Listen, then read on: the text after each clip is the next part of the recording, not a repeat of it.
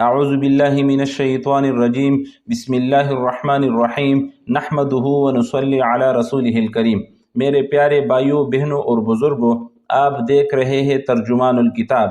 آج ہم ایک نہایت اہم موضوع پر بات کریں گے، یعنی زبان سے اسلام کا اقرار، وجود باری تعالیٰ کے متعلق کیا عقیدہ ہونا چاہیے، اور اس کے ساتھ ساتھ مسلمان کی تعریف۔ یہ گفتگو ہم شیخ الاسلام حضرت مولانا محمد یوسف لدھیانوی شہید رحمۃ اللہ علیہ کی مشہور کتاب آپ کے مسائل اور ان کا حل سے پیش کر رہے ہیں۔ جو حوالہ جات اور دلائل ہم بیان کریں گے ان کی تفصیل آپ کو نیچے اسکرین پر نظر آتی رہے گی، اور آخر میں اللہ جل شانہ سے دعا ہے کہ ہماری اور آپ کی اس کوشش کو قبول فرمائے، اسے ساری انسانیت کی ہدایت اور ہم سب کی مغفرت کا ذریعہ بنا دے، آمین۔ تو چلیے شروع کرتے ہیں آج کا ٹاپک۔ زبان سے اسلام کا اقرار نہیں کیا اور مر گیا۔ سوال: ایک شخص گھر سے نکلا اس خیال پر کہ کسی عالم دین کے پاس جا کر اسلام قبول کرے، دل نے تو اسلام قبول کر لیا اور زبان سے اقرار نہیں کیا، اور راستے میں اسے موت آ گئی، اس شخص کے متعلق کیا حکم ہے؟ مسلمان ہے یا کافر؟ جواب: دنیاوی احکام جاری ہونے کے لیے اقرار شرط ہے۔ اگر کسی شخص کے سامنے اس نے اپنے اسلام لانے کا اقرار نہیں کیا تو دنیاوی احکام میں اس کو مسلمان نہیں سمجھا جائے گا، اور اگر کسی کے سامنے اسلام کا اقرار کر لیا تھا تو اس پر مسلمانوں کے احکام جاری ہوں گے۔ وجود باری تعالیٰ کے متعلق کیا عقیدہ ہونا چاہیے؟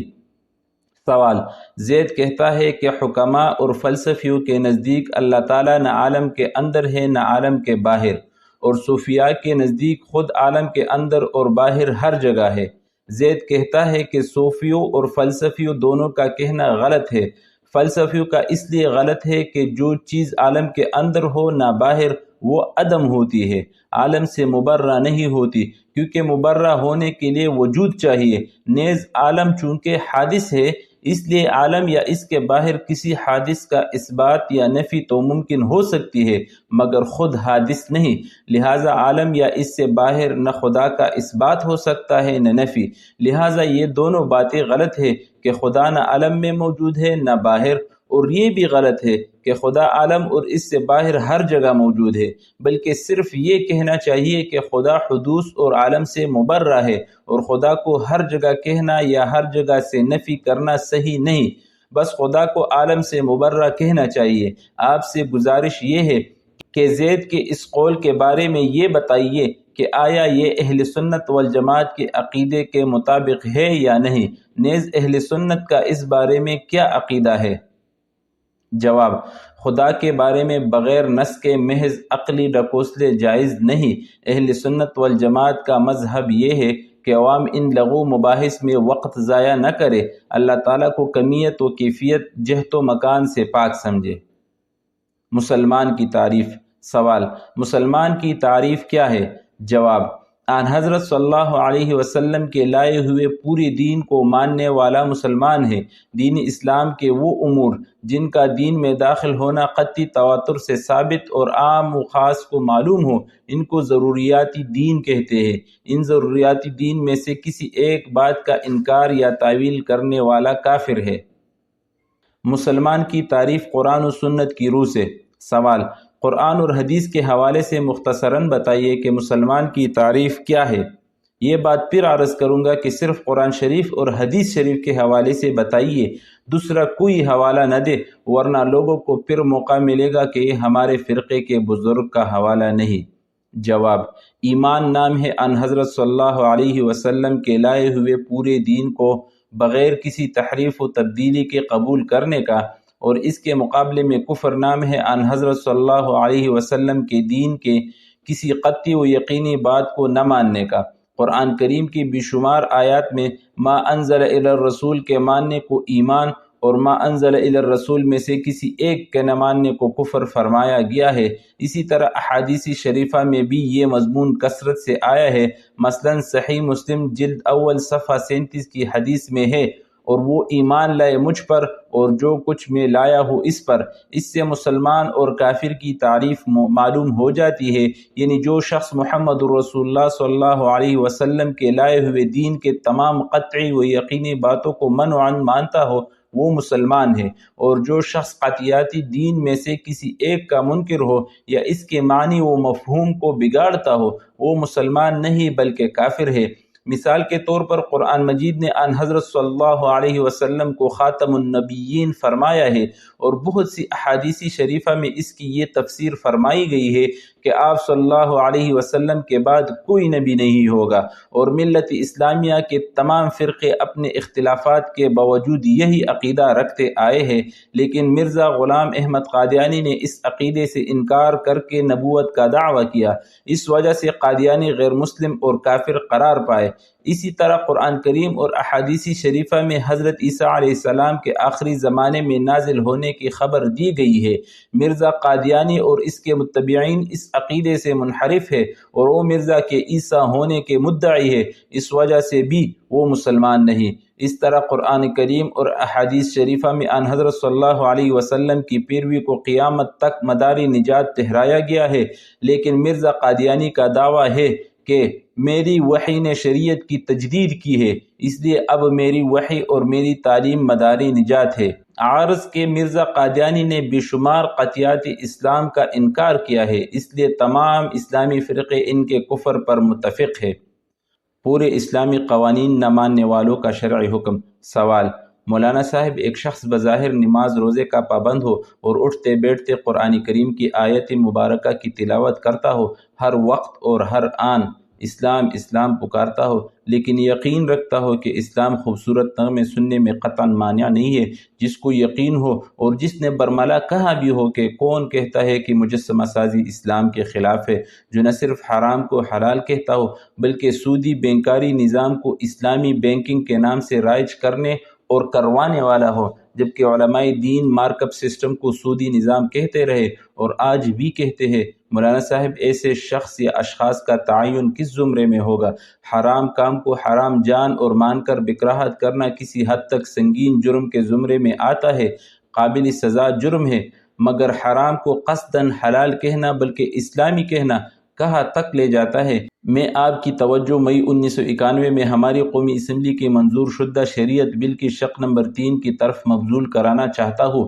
اس میں کہا گیا ہے کہ شریعت یعنی اسلام کے احکامات جو قرآن اور سنت میں بیان کیے گئے ہیں پاکستان کا بالادست قانون یعنی سپریم لا ہوں گے، بشرطے کہ سیاسی نظام اور حکومت کی موجودہ شکل متاثر نہ ہو، یعنی ملک کے سیاسی نظام اور حکومت کی موجودہ شکل متاثر ہونے کی صورت میں قرآن اور حدیث شریف کو رد کر دیا جائے گا، نہیں مانا جائے گا۔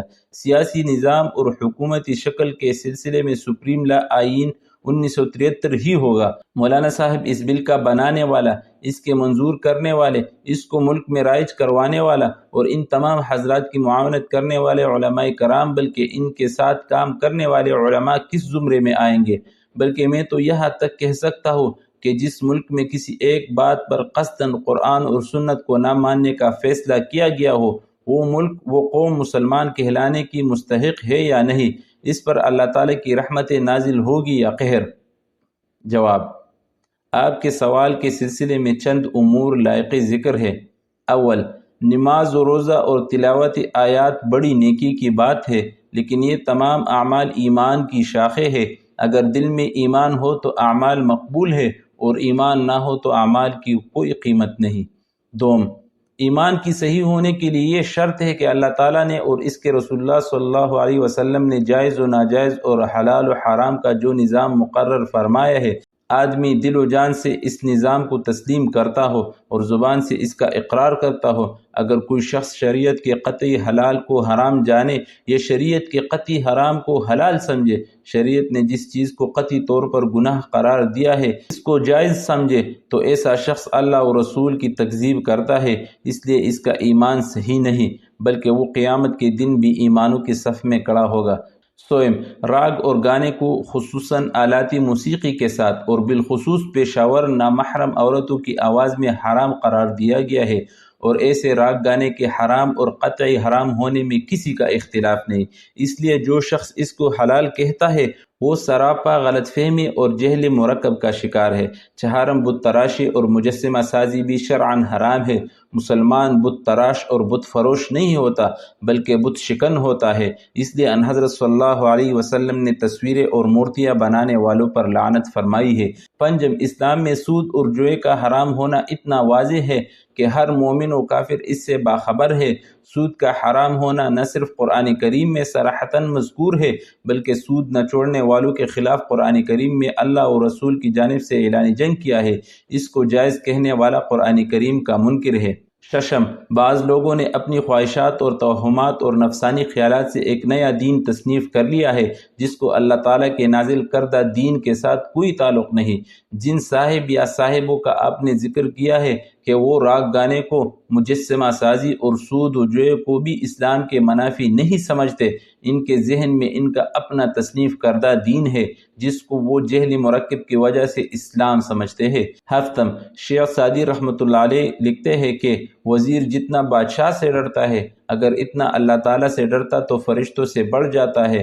ہمارے ارباب اقتدار جس قدر امریکہ بہادر سے ڈرتے ہیں اتنا اللہ تعالیٰ سے نہیں ڈرتے۔ پاکستان کے عوام چونکہ مسلمان ہیں اس لیے ہمارے حکمران بھی اللہ و رسول کا اور کتاب و سنت کا نام لینے پر مجبور ہے، لیکن یہ حضرات کتاب و سنت کا نام لینے میں بھی یہ احتیاط ملحوظ رکھتے ہیں کہ امریکہ بہادر ناراض نہ ہو اور دانیان مغرب کی طرف سے ان کو بنیاد پرستی کا طعنہ نہ دیا جائے۔ شریعت بل میں جو یہ شرط رکھی گئی ہے کہ قرآن و سنت پاکستان کا بالادست قانون ہوگا بشرطے کہ ملک کا موجودہ سیاسی نظام اور حکومت کی موجودہ شکل متاثر نہ ہو، یہ بھی خدا سے زیادہ امریکہ سے ڈرنے کا مظہر ہے۔ ہشتم، ایک مسلمان کا کام یہ ہے کہ وہ بغیر شرط اور بغیر استثناء کے اللہ تعالیٰ کے اور اس کے رسول اللہ صلی اللہ علیہ وسلم کے تمام احکام کو دل و جان سے تسلیم کرے۔ یہ کہنا کہ میں قرآن و سنت کو بالادست قانون مانتا ہوں بشرطے کہ میری فلاح دنیاوی غرض متاثر نہ ہو، ایمان نہیں بلکہ کٹر نفاق ہے۔ گویا اللہ تعالیٰ کا بندہ ہونے اور محمد رسول اللہ صلی اللہ علیہ وسلم کا امتی ہونے سے صریح انکار و انحراف ہے۔ غور فرمائی کہ کیا حکومت کے کسی ملازم کو یہ حق ہے کہ حکومت کا قانون تسلیم کرنے میں استثنائی شرطیں لگائے، اور کیا ایسی شرطیں لگانے والے کو حکومت ملازم رکھ لے گی؟ اگر نہیں تو خود سوچئے کہ بندے کو اللہ تعالیٰ کے مقابلے میں اور ایک امتی کو رسول اللہ صلی اللہ علیہ وسلم کے مقابلے میں کیا اختیار باقی رہ جاتا ہے، اور ایسا شخص یا ایسے اشخاص مسلمان کہلانے کا کیا حق رکھتے ہیں؟ نہم، ہم سب گناہگار ہیں، اللہ تعالیٰ کے سینکڑوں احکام کی روزانہ مخالفت کرتے ہیں، تاہم حکم الہی کی خلاف ورزی اور حکم الہی سے بغاوت کے درمیان بڑا فرق ہے۔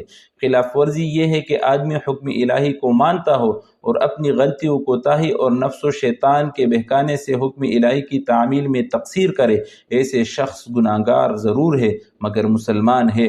اور بغاوت یہ ہے کہ آدمی حکم الہی کو ماننے کے لیے ہی تیار نہ ہو یا کسی حکم الہی کو ماننے سے انکار کر دے، ایسا شخص خواہ کتنا ہی عبادت گزار ہو مسلمان نہیں بلکہ شیطان کا چھوٹا بھائی ہے، کیونکہ شیطان بھی بڑا عبادت گزار تھا، اس نے ایک طویل عرصہ اللہ تعالیٰ کی عبادت میں گزارا تھا، لیکن اللہ تعالیٰ کے ایک حکم کو خلاف حکمت و مستحد سمجھ کر اس کے ماننے سے انکار کر دیا، جس کے نتیجے میں وہ ہمیشہ کے لیے مردود اور راندہ درگاہ ہو گیا، اور قرآن کریم نے اس پر کفر کا فتویٰ دیا، وَكَانَ مِنَ الْكَافِرِينَ۔ پس جو شخص اللہ تعالیٰ کے کسی ایک حکم کو خلاف حکمت قرار دیتا ہے اور اس کے قبول کرنے سے انکار کرتا ہے، وہ شیطان کا چھوٹا بھائی اور کان من الکافرین کا مصداق ہے۔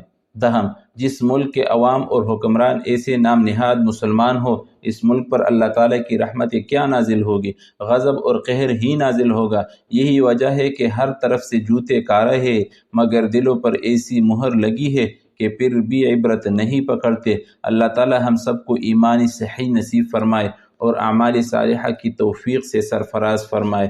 اللہ جل شانہ ہم سب کو کامل اور ہر حکم کو ماننے والا بنائے۔ اللہ جل شانہ ہمیں قرآن و سنت کے مطابق زندگی گزارنے کی توفیق عطا فرمائے، آمین۔ آپ کو یہ ویڈیو کیسے لگا؟